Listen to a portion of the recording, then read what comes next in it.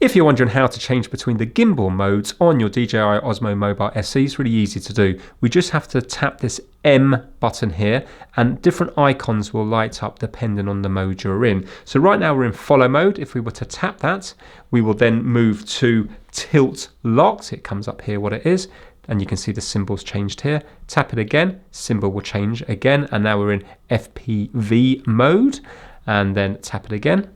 And we will go to spin shot mode, this one here. Tap it again and we'll be back to follow again. So that's it. Every time you tap the M button, you're going to go through the different modes. So have a play around with it, because something like spin shot's useful. So as you can see here, it rotates nice and steady. You could just do this by hand, but it's unlikely you're going to be doing it as steady as using the gimbal here. So it gives you different cinematic shots when you're doing your filming. Thank you so much for watching.